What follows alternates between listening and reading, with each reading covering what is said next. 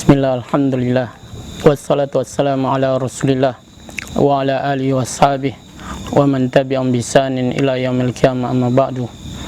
Ikhwata fillah, kita sekarang masih bersama serial biografi beberapa ulama salaf terkemuka.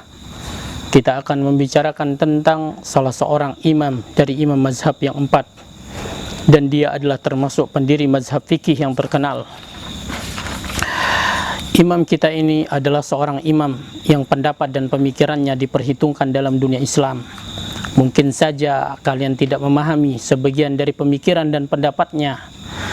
Kita tidak usah mencari pergesekan atau perbedaan yang terjadi di antara mereka. Saudaraku muslimin, Imam Al-Khatib Al-Baghdadi meriwayatkan sanjungan Ibnu Mubarak kepada Imam Abu Hanifah dalam bait-bait syairnya. Aku melihat Abu Hanifah makin hari semakin mantap kecerdasan dan kebaikannya. Dia selalu mengatakan kebenaran dan menyeleksinya di saat orang yang zalim berbicara dengan kezalimannya. Kecerdasannya tidak bisa disamakan dengan yang lain. Lalu siapa yang bisa mendatangkan orang yang sepertinya? Janganlah kami kehilangan Hamad, yaitu putranya, setelah kehilangan bapaknya itu Abu Hanifah. Saat itu adalah musibah besar bagi kami. Dia, Imam Abu Hanifah, adalah orang yang instan membantah hujatan para musuh kita, yaitu para musuh Islam. Kemudian dia memperlihatkan keunggulan dan tingginya ilmu pengetahuannya. Aku melihat Abu Hanifah ketika dia didatangi. Dia diminta mengajar, ternyata ilmunya seluas lautan yang terhampar. Jika ada permasalahan yang ditangani para ulama, dia bersabar menyelesaikannya. Saudara muslimin, nama, kelahiran dan sifat-sifatnya. Namanya, dia bernama An-Nu'man bin Zawti At-Tamimi Al-Kufi, kepala suku dari Bani Tamim bin Sa'labah.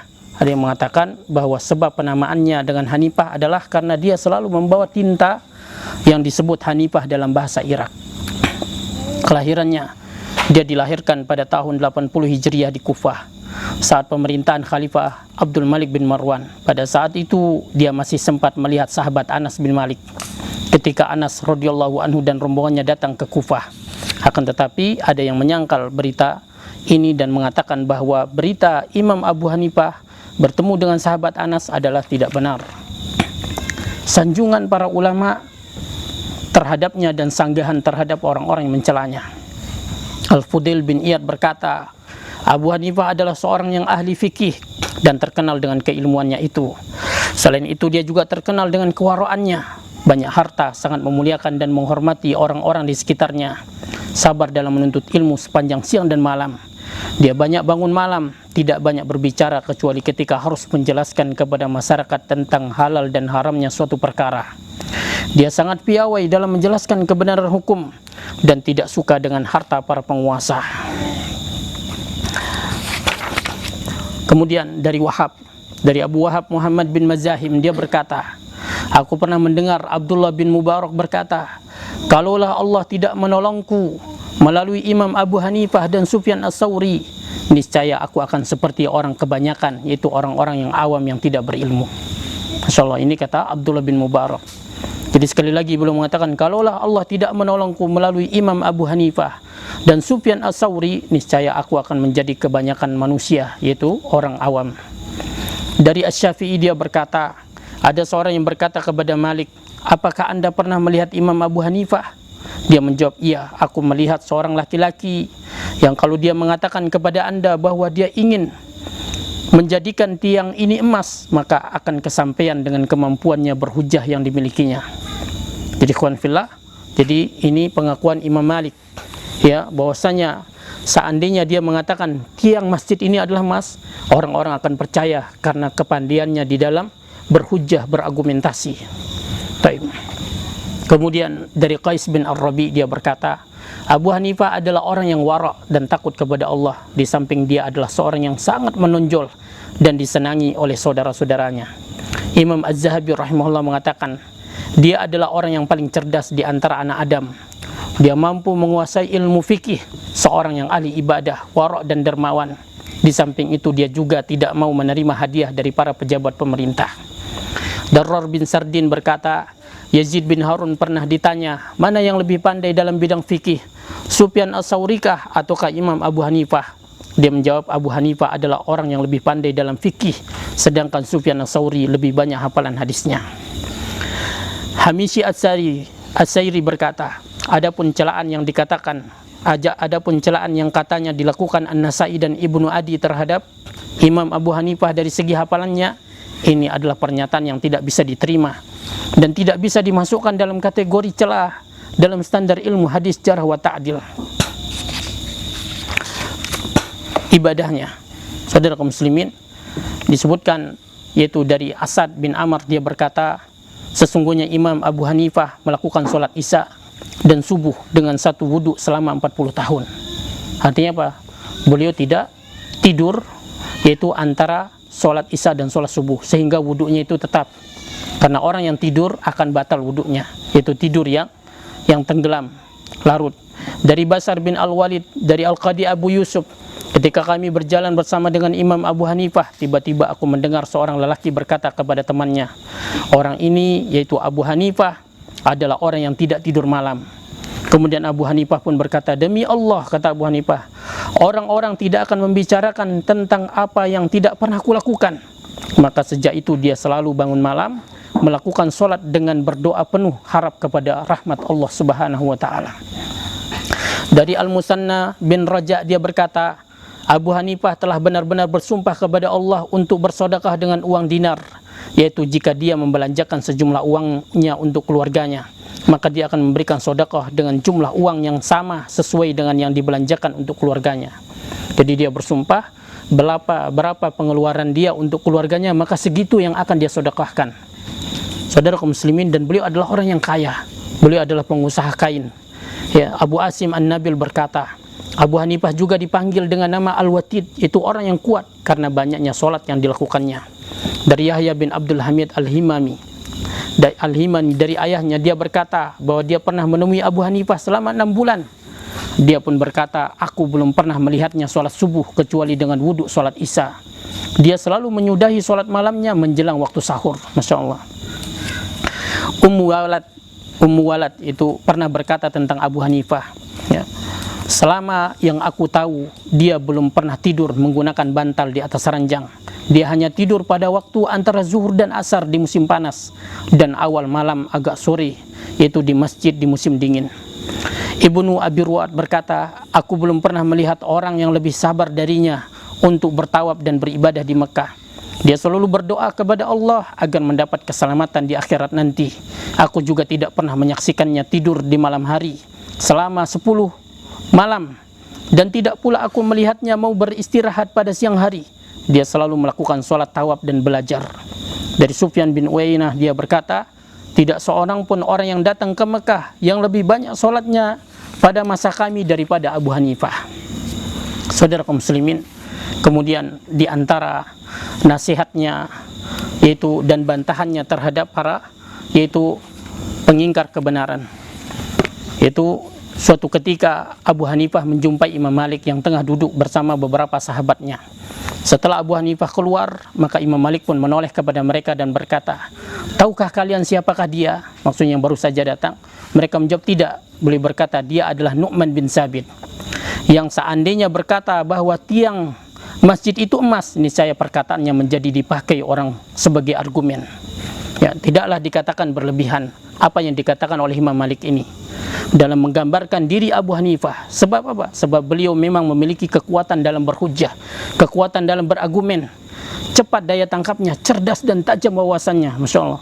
Buku sejarah dan kisah sangat banyak menggambarkan kekuatan argumentasi dalam menghadapi lawan bicaranya ketika adu argumen, maksudnya ketika berdebat. Argumentasinya dalam menghadapi lawan bicaranya itu bisa membungkam, yaitu lawan bicaranya, itu bisa membungkam para penentang akidah. Semuanya membuktikan kebenaran pujian Imam Malik. Ya, yang Imam Malik mengatakan, seandainya dia mengatakan bahwa tanah di tanganmu itu emas, maka engkau akan mempercayainya karena alasannya yang tepat dan mengikuti yaitu pernyataannya. Bagaimana pula jika yang dipertahankan itu adalah kebenaran? Bagaimana pula jika yang dipertahankan itu adalah agama Allah? Dan adu argumentasi untuk membela kebenaran. Sebagai bukti, ada seorang laki-laki dari Kupah yang disesatkan oleh Allah SWT. Dia termasuk orang yang terpandang dan didengar perkataannya. Laki-laki itu menuduh di hadapan orang-orang bahwa Utsman bin Affan itu asalnya adalah orang Yahudi. Lalu dia menganut Yahudi lagi setelah Islamnya. Maka demi mendengar berita tersebut, Abu Hanifah bergegas menjumpainya dan berkata, "Aku datang kepadamu untuk meminang putrimu yang bernama Fulanah untuk seorang sahabatku," kata Imam Abu Hanifah. Dia berkata, "Selamat, selamat atas kedatangan Anda. Orang seperti Anda tidak layak ditolak," kata orang ini. Ya. Keperluannya, ya, "Selamat atas kedatangan Anda. Orang yang seperti Anda ini tidak layak untuk ditolak keperluannya, wahai Abu Hanifah. Akan tetapi siapakah peminang itu?" Maka beliau menjawab, "Seorang yang terkemuka dan terhitung, kaya di tengah kaumnya. Dia dermawan dan ringan tangan. Dia hafal kitabullah, menghabiskan malamnya dengan satu ruku dan sering menangis karena takwa dan takutnya kepada Allah." Laki-laki itu berkata, "Wah, ya, cukup wahai Abu Hanifah. Sebagian saja dari yang Anda sebutkan itu sudah cukup baginya untuk meminang seorang putri Amirul Mukminin." Abu Hanifah berkata, "Hanya saja ada satu hal yang perlu Anda pertimbangkan," kata Abu Hanifah. Dia bertanya, "Apakah itu?" Abu Hanifah berkata, "Dia itu adalah seorang Yahudi." Mendengar hal itu, orang itu terperanjat dan bertanya-tanya, "Yahudi? Apakah Anda ingin saya menikahkan putri saya dengan seorang Yahudi, wahai Abu Hanifah? Demi Allah, aku tidak akan menikahkan putriku dengannya, walaupun dia memiliki segalanya dari awal sampai yang akhir." Lalu Abu Hanifah pun berkata, "Engkau menolak menikahkan putrimu dengan seorang Yahudi dan engkau mengingkarinya dengan kerasnya," kata Abu Hanifah.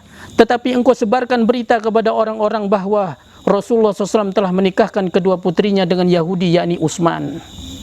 Aku mohon ampun kepada Allah atas kata-kata buruk yang aku ucapkan. Aku bertobat dari tuduhan busuk yang telah kusampaikan."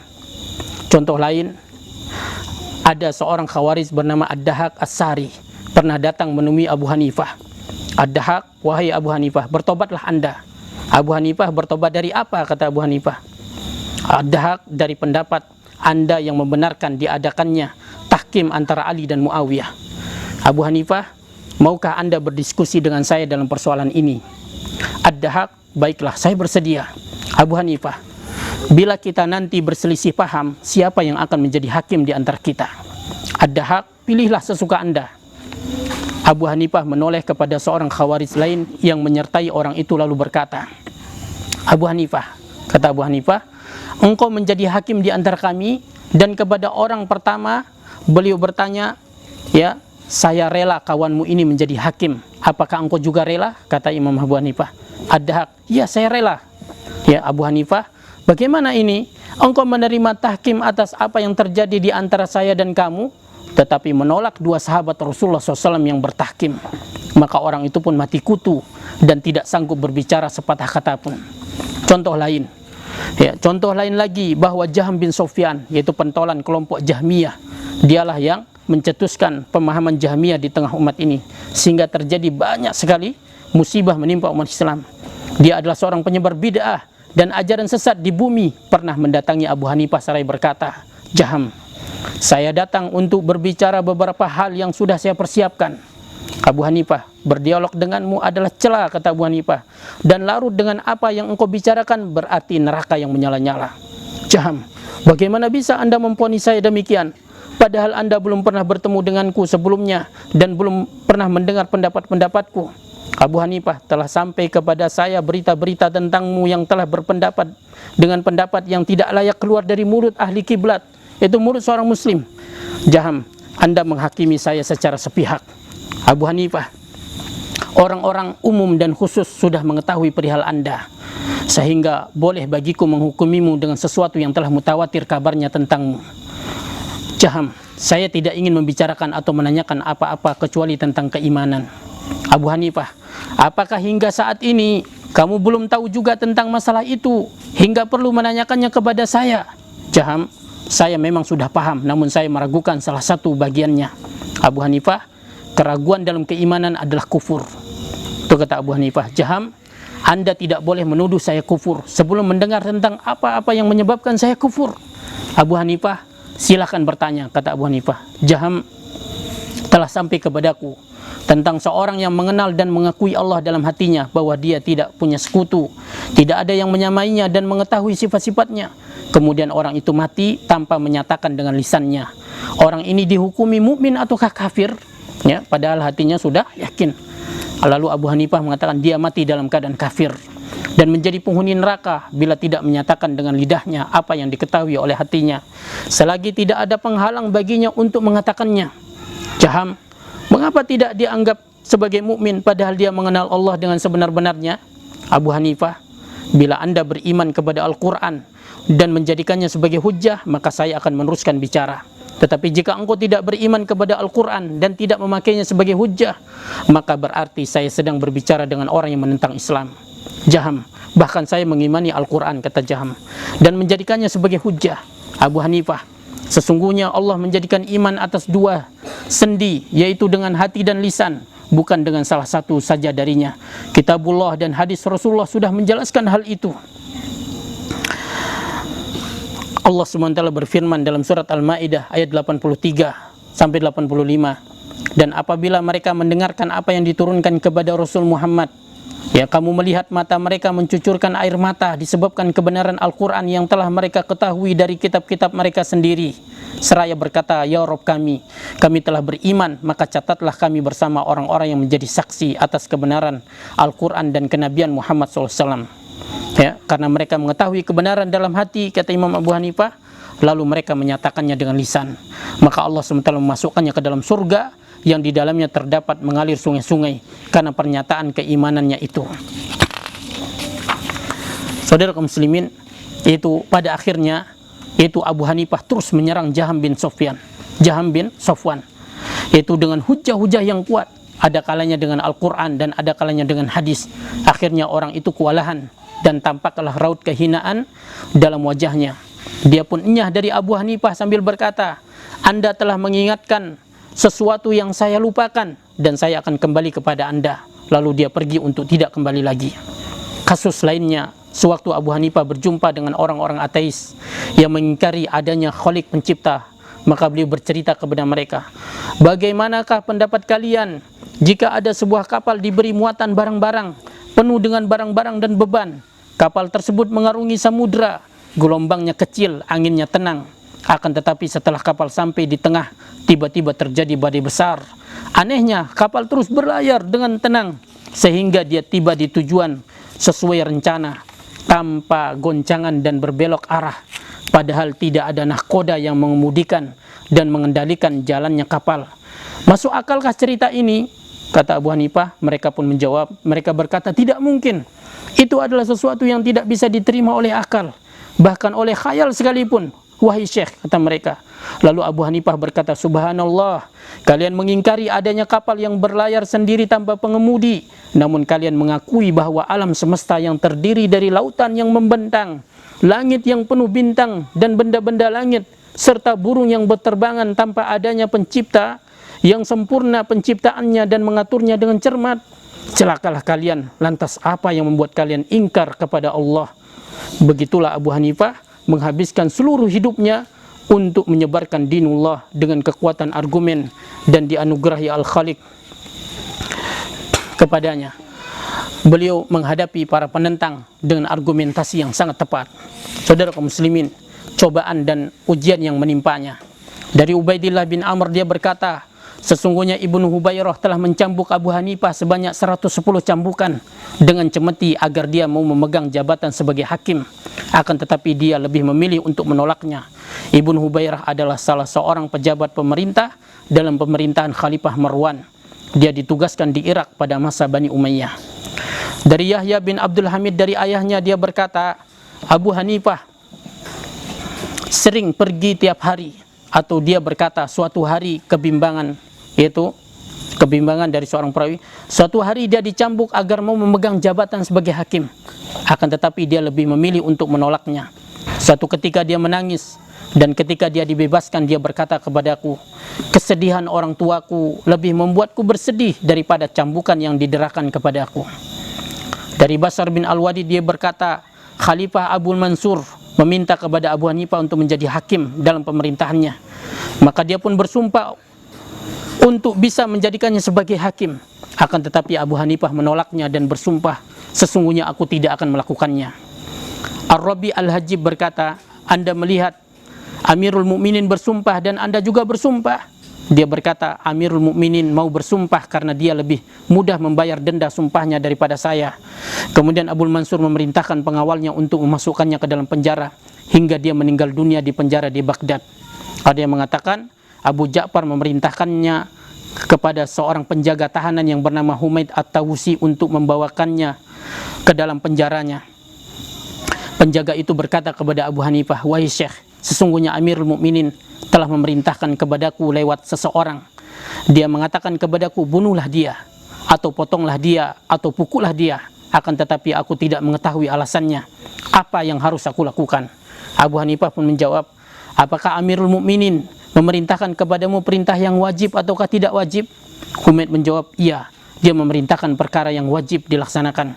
Abu Hanifah pun berkata, "Bersegeralah melaksanakan perintah wajib." Dari Mugis bin Budail dia berkata, Al-Mansur memanggil Abu Hanifah untuk menjabat sebagai hakim, akan tetapi dia menolaknya. Al-Mansur berkata, "Apakah Anda berkenan pada pekerjaan yang sekarang aku jabat?" Abu Hanifah menjawab, "Aku tidak pantas menjabatnya." Al-Mansur berkata, "Anda bohong." Dia berkata, "Betapa banyak Amirul Mukminin yang telah memintaku untuk menjadi hakim, dan aku tidak pantas. Terserah aku berbohong atau benar. Aku beritahukan kepada Anda bahwa aku tidak pantas." Karena jawabannya itulah sang khalifah lalu memerintahkan memenjarakan Abu Hanifah. Ismail bin Abi Uwais dari Ar-Rabi Al-Hajib dia berkata, saat itu Abu Hanifah juga berkata, "Demi Allah, aku tidaklah orang yang bisa dipercaya walaupun ketika tidak sedang marah, apalagi kalau aku sedang marah, jadi aku tidak pantas untuk menjadi itu." Al-Mansur berkata, "Anda berbohong. Anda adalah orang yang pantas. Bagaimana Anda bisa menempatkan orang yang berbohong menjadi seorang hakim?" kata Abu Hanifah. Ada yang meriwayatkan bahwa Abu Hanifah memang menerima jabatan sebagai hakim, kemudian dia memutuskan suatu perkara hingga 2 hari, lalu dia sakit selama 6 hari dan akhirnya meninggal dunia. Al-Faqih Abu Abdullah Sumairi berkata, dia tidak mau menjalankan sumpah sebagai hakim, kemudian dia dipukuli, ditahan hingga meninggal dunia di tahanan. Guru dan murid-muridnya, guru-gurunya Al-Hafiz berkata, dia meriwayatkan dari beberapa orang, di antaranya Atha bin Abi Robah, Asim bin Abi Najwad, Al-Qamah bin Marsad, Hamad bin Sulaiman, Al-Hakam bin Utaibah, Salamah bin Quhail, Abu Ja'far Muhammad bin Ali, Ali bin Al-Akmar, Ziyad bin Alaqah, Sa'id bin Masruq Al-Thawri, Adi bin Sabit Al-Ansari, Atiyah bin Sa'id Al-Aufi, Abu Sufyan As-Sa'di, Abdul Karim Abu Umayyah, Yahya bin Sa'id Al-Ansari, Hisam bin Urwah dan yang lainnya.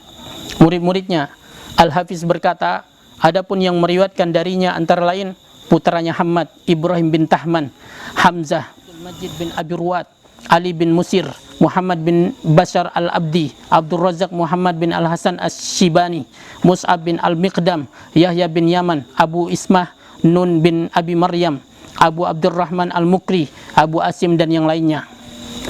Meninggalnya.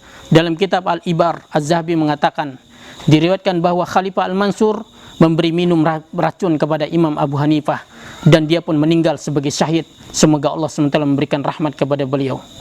Al-Hayzami berkata, beberapa perawi meriwayatkan bahwa dia diberi semangkuk minuman beracun agar diminumnya. Kemudian minuman itu pun disiramkan secara paksa ke dalam mulutnya hingga akhirnya beliau meninggal dunia. Ada juga yang meriwayatkan peristiwa pembunuhan itu di hadapan Al-Mansur sendiri. Ada sebuah riwayat yang sahih mengatakan bahwa ketika merasa kematiannya telah dekat, Abu Hanifah bersujud hingga akhirnya ruhnya keluar sedangkan dia dalam keadaan bersujud. Masya Allah. Ada lagi yang meriwayatkan sebenarnya penolakannya untuk menjabat sebagai hakim pada masa pemerintah Al-Mansur itu bukanlah penyebab utama pembunuhan keji itu, akan tetapi adalah adanya beberapa orang yang memusuhi Imam Abu Hanifah lalu memfitnah atau memberikan keterangan palsu kepada Khalifah Al-Mansur bahwa Abu Hanifah adalah orang yang mempengaruhi Ibrahim bin Abdullah bin Al-Hasan bin Ali Al-Husain bin Ali bin Abi Thalib untuk memeranginya di Basrah, sehingga Al-Mansur sangat takut dan tidak mampu membuat keputusan. Al-Mansur sangat takut kepada Abu Hanifah yang dikhawatirkan akan berpihak kepada Ibrahim, karena Abu Hanifah adalah orang yang mampu memberikan pengarahan dan mempunyai harta perniagaan yang banyak. Kemudian dia memintanya untuk datang ke Baghdad. Al-Mansur tidak mau membunuhnya begitu saja tanpa sebab, hingga akhirnya dia memintanya untuk menjabat sebagai hakim. Padahal Al-Mansur tahu bahwa dia tidak akan menerimanya, akan tetapi agar dia bisa membunuhnya. Maka para ahli sejarah bersepakat bahwa beliau meninggal dunia pada tahun 150 Hijriah dalam usia yang ke-70 tahun. Banyak ahli sejarah yang mengatakan dia meninggal dunia pada bulan Rajab, ada yang mengatakan pada bulan Sya'ban, dan ada juga yang mengatakan bulan Syawal, dan dia tidak meninggalkan seorang putra kecuali Hamad. Maka semoga Allah memberikan rahmat yang luas kepadanya. Amin ya rabbal alamin. Wallahu ta'ala alam wa sallallahu ala nabiyina Muhammad wa akhiru da'wana alhamdulillahi rabbil alamin. Wassalamualaikum warahmatullahi wabarakatuh.